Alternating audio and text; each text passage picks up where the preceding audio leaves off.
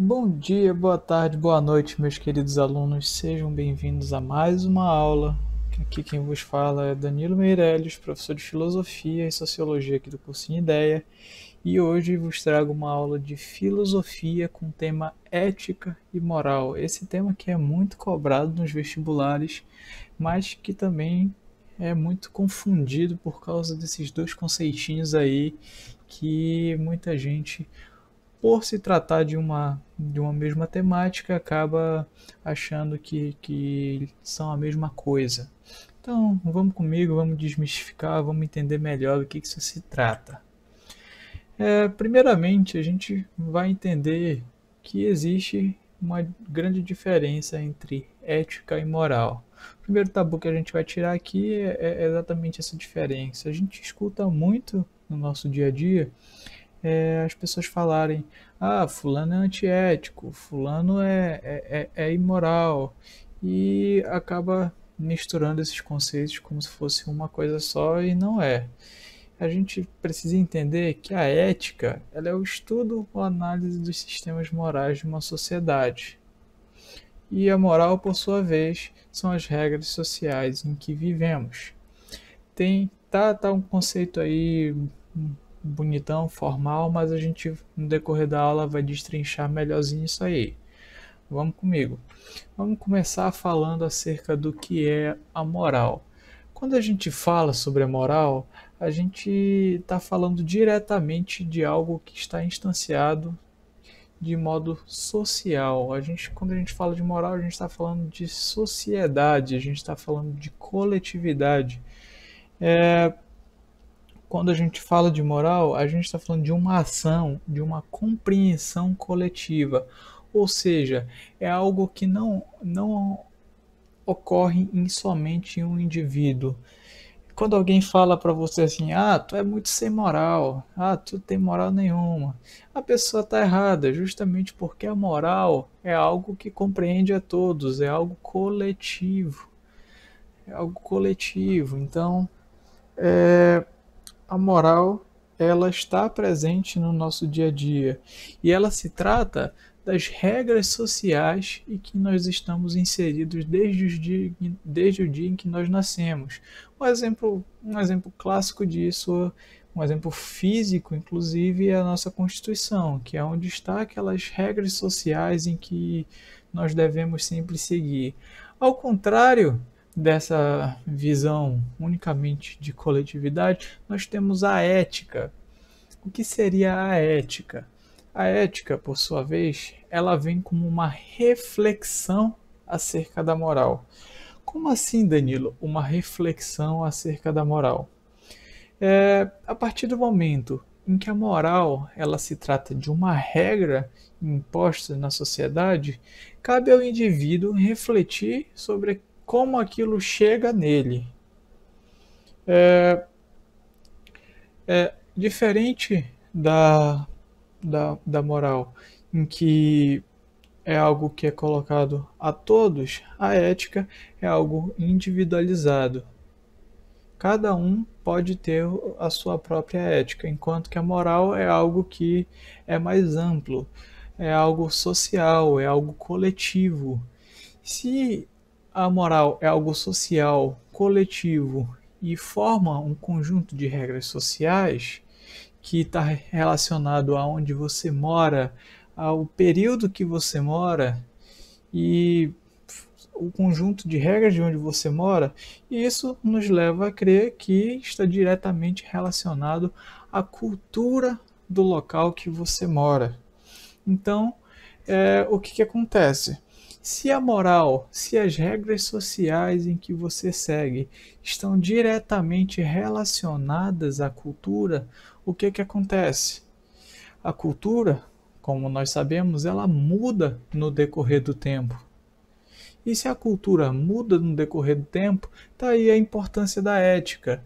A ética, enquanto reflexão da moral, reflexão acerca da moral, como aquilo que o indivíduo pensa sobre que, isso aqui está certo, isso aqui está errado, no decorrer do tempo vai verificar se vai verificar se aquilo ainda é plausível de ser seguido ou não. Uns tempos atrás, era completamente normal que as pessoas fumassem dentro de ambientes fechados, era normal que pessoas fumassem dentro de aviões. Hoje, isso já não é mais comum. Tanto não é comum como é proibido. Ou seja, a cultura teve essa modificação justamente porque passou pelo processo de reflexão acerca da moral. As pessoas passaram a interpretar a moral de maneira diferente. Ou seja, a moral é um conjunto de regras, recapitulando, e a ética ela vem como um processo de reflexão, de interpretação desse conjunto de regras.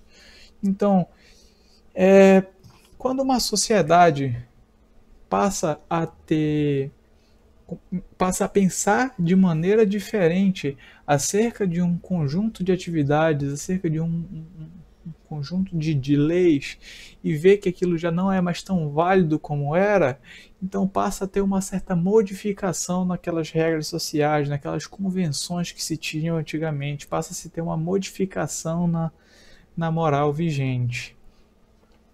E daí vem esse conceito de conjuntos de éticas. Se eu tenho a minha ética, se você tem sua ética, se os outros professores do cursinho Ideia têm suas éticas, a gente forma o que nós chamamos de conjuntos de éticas. E os conjuntos de éticas formam uma lei moral.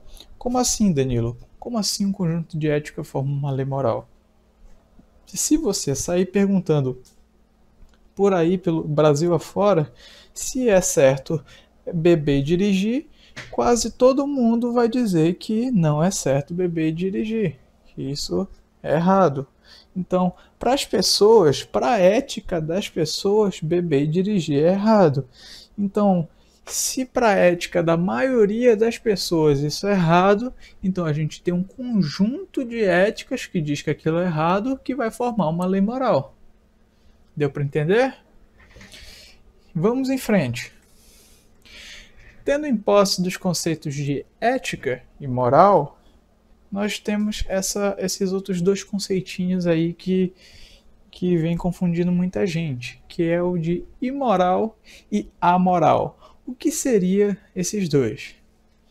O imoral é aquele que não segue as regras sociais. Como assim? Como havia dito, a moral ela é o conjunto de regras sociais. O imoral é aquele que tem conhecimento dessas regras sociais e mesmo assim não as segue. Esse é o imoral. Se eu sei que não posso beber e dirigir, mas mesmo assim bebo e dirijo, eu estou sendo um sujeito imoral. Já um sujeito amoral é aquele sem capacidade de compreendimento das regras sociais. Como assim sem capacidade de compreendimento das regras sociais? É aquele que não entende que está fazendo algo que vai contra as leis morais. Um exemplo disso são as crianças muito novas, são pessoas com problemas psicológicos, são pessoas de idade muito avançadas e que passaram a ter problemas em relação a isso. E por isso, quando ocorrem crimes por parte dessas pessoas, existe um processo de julgamento diferente. Então, o amoral é aquele que não sabe exatamente como funciona o sistema moral daquele determinado local. Isso pode acontecer também no caso de um estrangeiro que vive numa cultura completamente diferente, vir para o determinado país e fazer alguma coisa que ali não é moralmente aceito. Vamos lá. Pensando em alguns filósofos importantes acerca da temática da ética, um dos primeiros a refletir acerca disso foi Aristóteles. Aristóteles, quando refletiu, quando escreveu acerca da ética, ele ele pensou num conceito conhecido como justa medida. Para ele, a ética, ela está em volta do que significa essa justa medida, que seria viver de modo justo, de modo equilibrado, de modo que a gente deva praticar o meio termo. Como assim o meio termo? Viver sem exageros, nem para cima nem para baixo, nem para o bem nem para o mal. Porque uma vida sem exageros, praticando esse meio termo, a justa medida, é uma vida onde a gente vai alcançar um comportamento ético e a gente vai poder viver em sociedade mais, de maneira mais feliz. Ou seja, para Aristóteles, viver de maneira ética, praticar atitudes morais, é algo que a gente faz porque a gente está buscando a felicidade, porque a gente está buscando uma vida social mais feliz. Outro filósofo muito importante a ser, a ser mencionado quando falando de ética é Kant, Immanuel Kant. E ele propõe uma ética pautada no dever, que a gente deve fazer aquilo que a gente deve fazer e não aquilo que a gente pode fazer, aquilo que a gente tem como dever e não como algo que a gente está buscando a felicidade, como propunha Aristóteles. A gente deve fazer algo justamente pelo bem universal, pelo bem coletivo. Ou seja, Kant propõe uma ética que foge à questão individualista. Você deve fazer algo que é bom para o próximo, assim como é bom para você. Porque para ele, a felicidade é passageira. A felicidade é algo que vem, é algo que vai. Então você não deve simplesmente buscar a felicidade, mas sim o bem coletivo. Kant propõe essa ideia de pensar no outro. Como assim pensar no outro? Você deve sempre pensar no outro com a finalidade e não pensar no outro como um meio para algo. Você, por exemplo, não vai ser amigo de alguém porque ele vai te proporcionar algo, mas você vai ser amigo de alguém porque ele é uma pessoa boa, porque você quer ser amigo daquela pessoa. Então Kant foge à ideia do individualismo, pensa numa ética que é universal, que é coletiva e que você pensa sempre no seu dever. Por fim, mencionar o conceito de bioética, que se trata dos conceitos biológicos, das premissas, dos dilemas biológicos que nós temos que lidar na sociedade. Alguns desses temas são célula-tronco, pesquisa com animais, clonagem, aborto, porque são temas de complexidade alta, são temas que são relacionados à vida. Bio é vida, por isso a junção da palavra bio com ética. Então, são dilemas complexos relacionados à vida e que exigem um certo grau de discussão, um certo grau de análise, de reflexão para a instituição de algumas leis morais.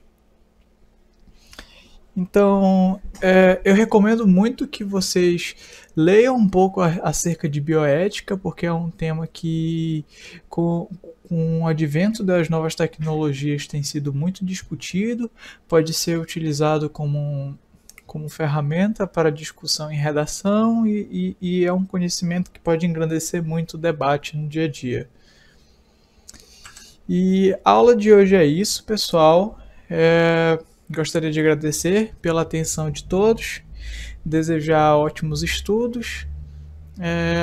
Próxima semana vamos ter mais aulas aí e até a próxima. Não esquece de dar um like, se inscreve no canal e compartilha com os amigos.